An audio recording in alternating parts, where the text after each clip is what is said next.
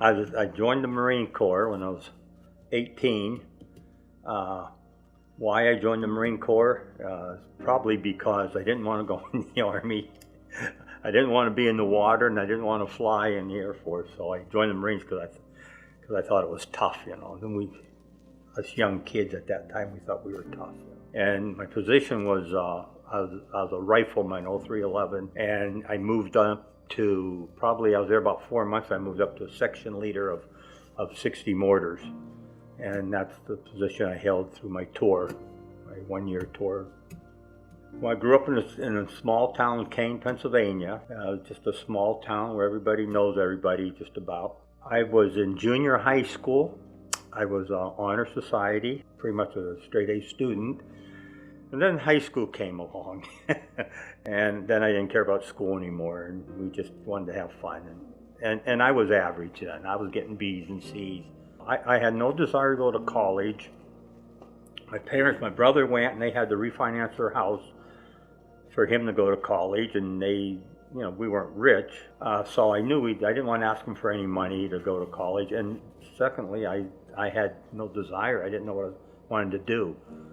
And back in my day, they had the draft going on. So, you either went to college or you got you got drafted.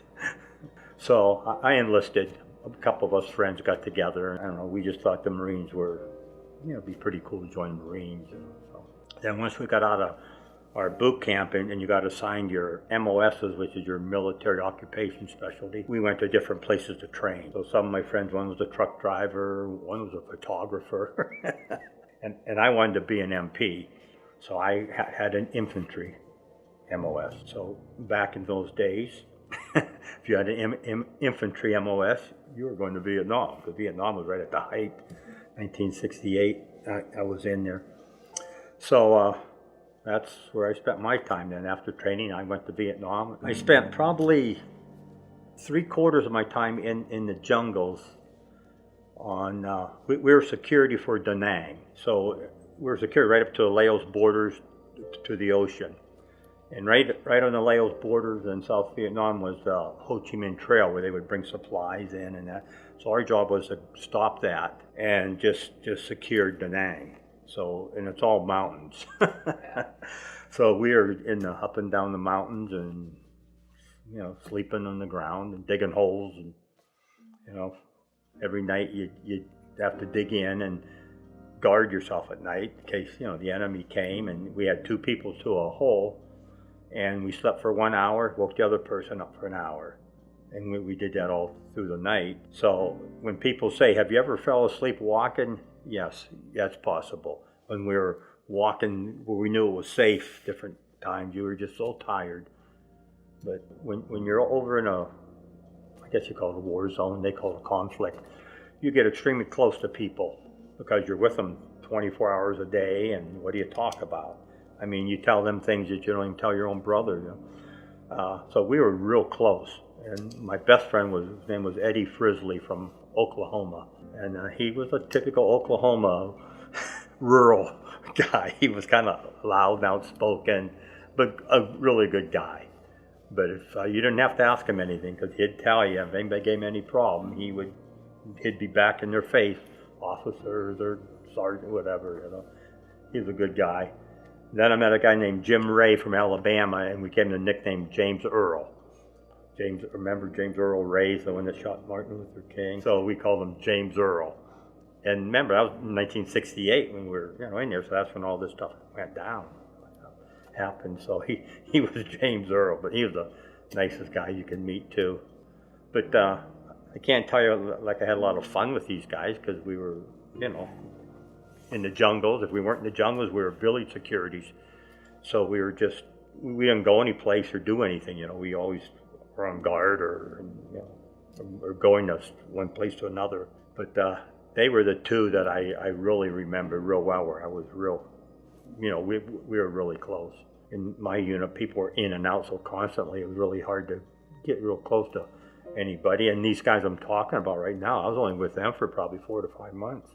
Eddie got malaria when he was over there and got medevaced out. Last time I ever saw him. And then I left before James Earl there.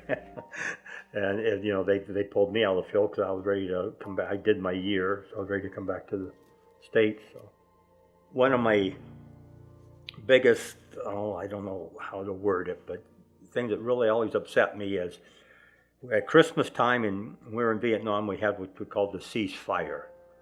And they had a 48-hour where you put your rifles down and no one fights. And even the Viet Cong and North Vietnamese soldiers, they don't fight, or they're not supposed to. So we sat on top of a mountain over Christmas and ceasefire, and you know, just sitting there doing really much of nothing.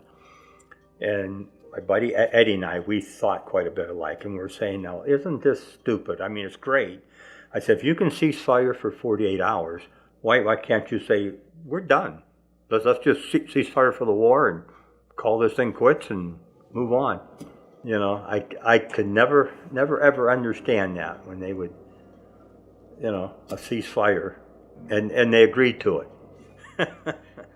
So I don't know, it always baffled me, you know.